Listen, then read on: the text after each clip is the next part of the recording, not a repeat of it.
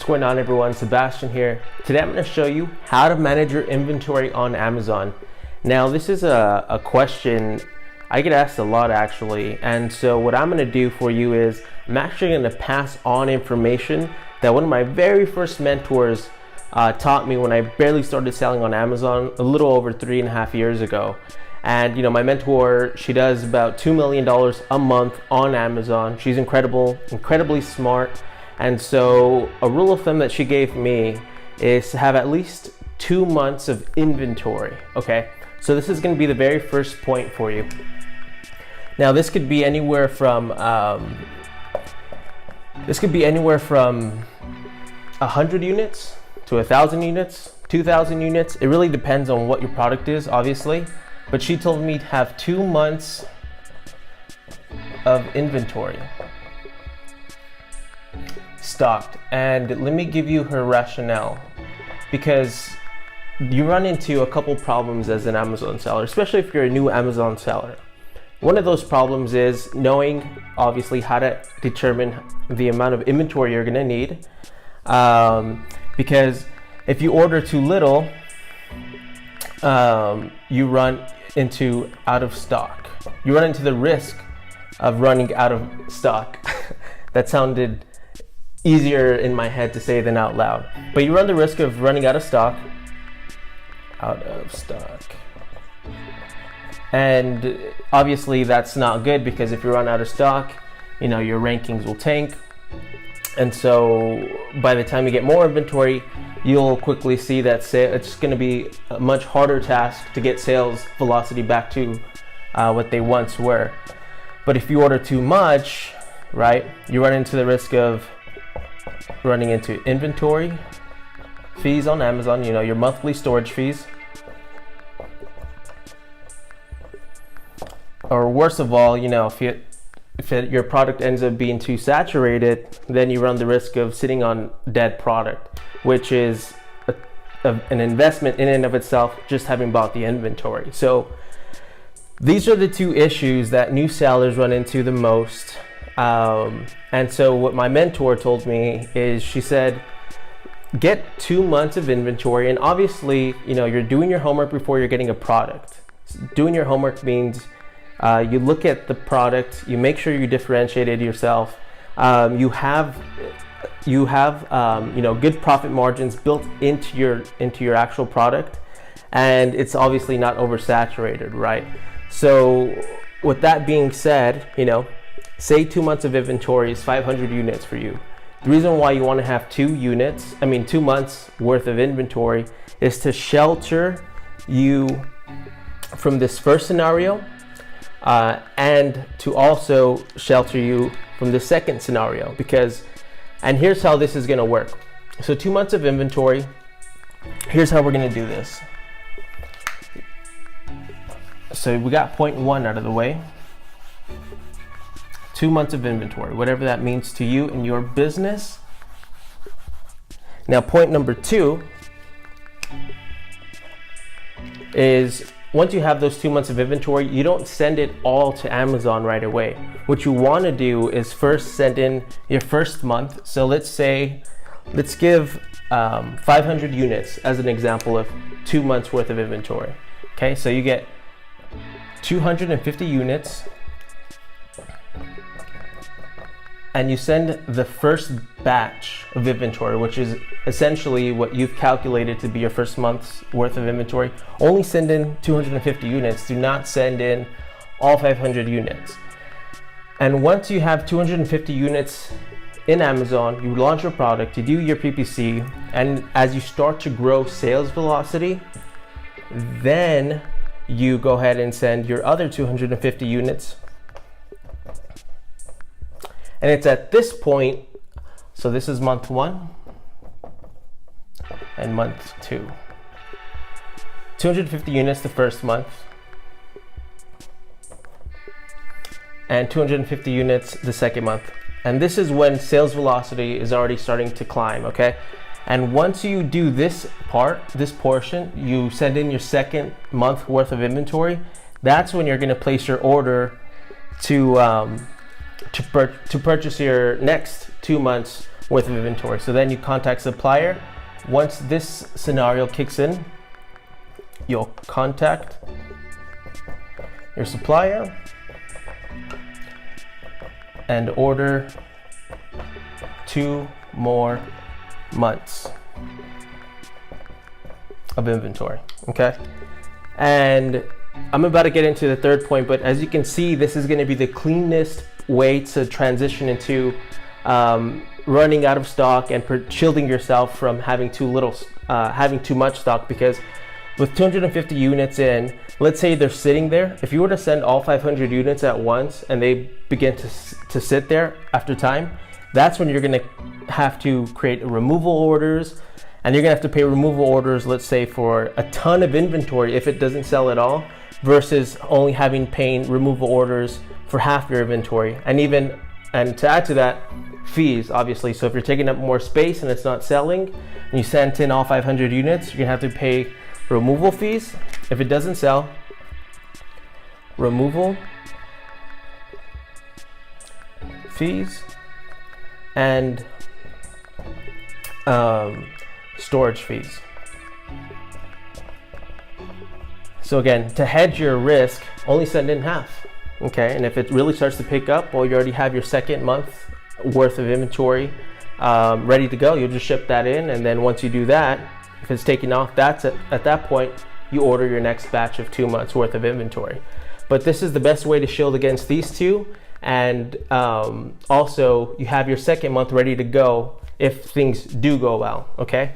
So now, the third point to this is, okay, I get asked a lot, how do you gauge, or how do you best gauge what your sales velocity is gonna be? So trying to predict the future here, all right.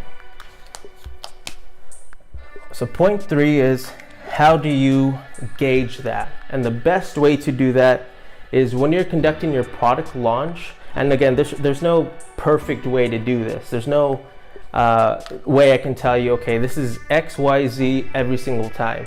This is just a general framework that I'm trying to share with you to allow you to apply these principles in your business, okay? But the best way to gauge this and control this ahead of time is to know which keywords you're ranking for. So when you're launching your product, do not go for, on your first launch. So first launch, okay, you do not want to go for your meat and potato keyword. It's a terrible strategy. 1, because you don't have social proof, and 2, trying to dethrone the top sellers with a brand new product, you're gonna have to sell a ton of inventory if it's competitive, okay? There's a lot of categories that are not so competitive, specifically products that are higher priced. But the first launch, do not go for short tail keywords, because if you do, and say you do go for a short tail keyword and it works, you stick the landing, you had a sufficient giveaway, you drove tons of traffic through Amazon PPC, and let's say you did rank for a short tail keyword, but you don't have enough inventory, right? Because let's say all the products on page 1, again, let's do the scenario of 500 units. If you have 500 units, but all the products on page 1 for this short tail keyword are doing on average 25 sales a day. So all you have, 500 units. Competitors are selling 25 units a day, targeting this keyword. So as you can see, you will quickly run into an out of stock situation if your first launch was targeting a short tail keyword, and that short tail keyword has high sales velocity. So if you only have this, and if it takes you on average, let's say 45 days to get your inventory, whether it's by sea or express, there's a lot of other issues as far as shipping, depending on how heavy your product is, that you might run into where costs can skyrocket for you. So the first launch, obviously, it's though enticing, if you haven't tested your product yet, and you're trying to gauge how much inventory I need to have to launch my product, if you go after the short tail keyword and you stick the landing, you might experience quickly an out of stock scenario. Okay, if you can see that, because if you rank at the top and they're doing about 25 units a day, they'll good for your business right then and there. For the long term, if you do run out of stock, it's going to hurt you more than having sold all 500 units within a short period of time. Okay, so the best way to shield yourself or to try and control sales velocity for a brand new product before you've tested the market is go after long tail. And I say this quite a bit. You can target on your second launch. Well, I'll get into that right now, but your first launch, target long tail keywords. With long tail keywords, you don't have to just target one. Let's say you can target two long tail keywords. Okay, this is one of our primary strategies that we advise on all of our clients at ZonRush. So I'm sharing that with you guys here today. And the reason why you want to target two long tail keywords is because it's easier to gauge sales velocity. So let's say on average, the products, though they're going to have lower search volume, let's say the average your competitors are selling for these long tail keywords. So let's go back here to comp, are about 5 to 10 a day. Okay, so it's going to be much easier for you to, once you launch and you're doing really well for these two keywords, it's going to be easier for you to gauge sales velocity if you're doing on average 5 to 10 a day. Now, you do have the potential of 25 or more a day, but starting out gauging interest, this will allow you to, one, steadily build your social proof, and it will allow you to manage, I spelled that totally wrong. It will allow you to manage your supplier relations,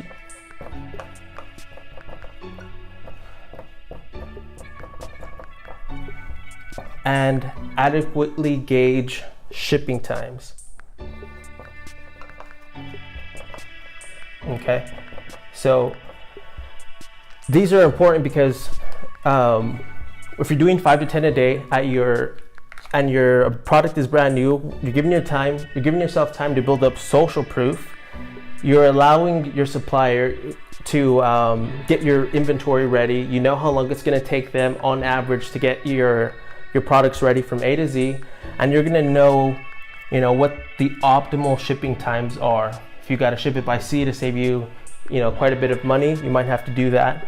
Or if it's express shipping, you'll be able to more calmly negotiate and understand your metrics as an Amazon seller once you begin to sell, a steady amount of units. Okay, so in this scenario, it's almost like slow and steady wins the race. Okay, two long tail keywords will allow you to adequately gauge your sales velocity. It will allow you to grow a rhythm, essentially, and have the money to pay for your supply chain here.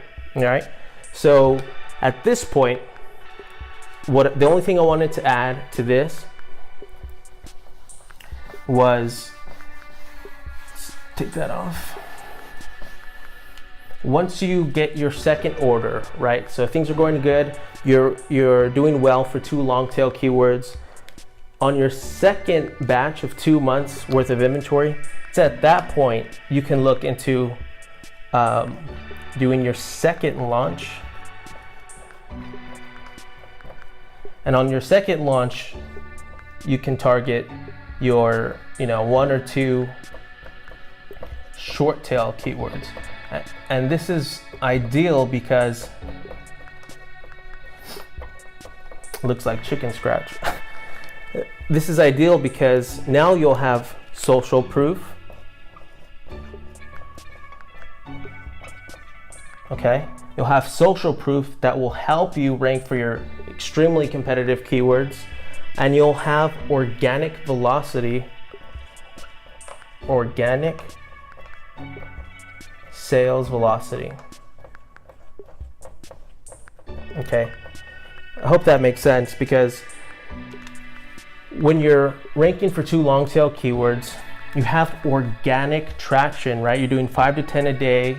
You know, you've been doing it every single day for a month or 2. You already have your next batch of inventory. So these are full price purchases, 5 to 10 a day, full price purchases that you're gonna have to aid you when you're launching for your short tail keywords, okay? And that is a much better scenario than targeting directly a short tail keyword. It could work, but you're gonna need to have high inventory levels. And again, just to go back on my first 2 points, there's a lot of risks to that. And so it's better to do 2 long tail keywords first, have some organic sales coming in from your ranking. You have your finger on the pulse when it comes to having your inventory, because you're already on your second batch, and you know it's going to be much easier at that point to rank for short tail keywords, because you'll have full price purchases in addition aiding you in addition to your PPC, and you know, if you, another way you design traffic to your listing. Okay, so this is the optimal strategy when you're trying to learn how to manage your inventory. I do get asked this question a lot, so I wanted to break down a few scenarios for you to really see how to frame this in your own business.